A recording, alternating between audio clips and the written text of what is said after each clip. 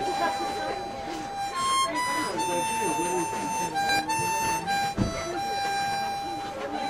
no idea.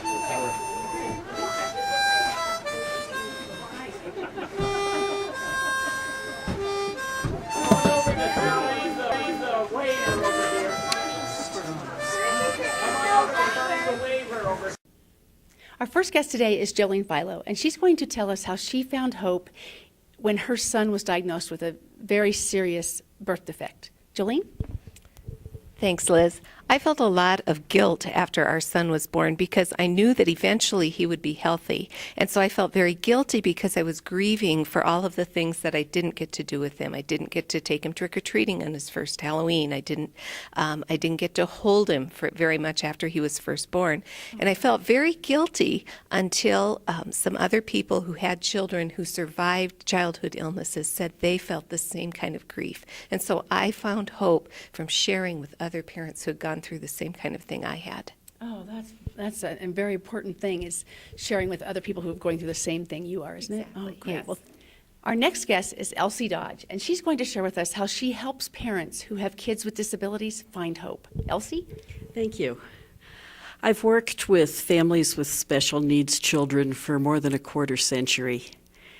And what they often don't realize is that the grieving, as you said, it doesn't have to be a death that we grieve. Right. And they're going through the anger and the depression, the denial, and they don't know that it's normal. And for a parent to understand that the heartbreak of the delayed child, the child with some diagnosis, their feelings are normal and expected, and that gives them hope to know that they're not crazy. And not the only ones. And not the only ones. That's so important. That's great. Thank you so much, Elsie. You're welcome. Our next guest is Debbie Hardy, and she's going to share with us how she found hope when she lost her husband. Debbie? Thanks, Liz. Hi. I just wanted to let you know that there is hope, and I found it in some of the most unusual places. When my husband was diagnosed with cancer and died 3 months later, I looked to the Lord for so much help, found so much in the scriptures, but then I also found little snippets in TV shows and movies and books. God would send a quote that would just stand out to me, and I could give that little bit of hope and have that lifeline to hang on to through that time.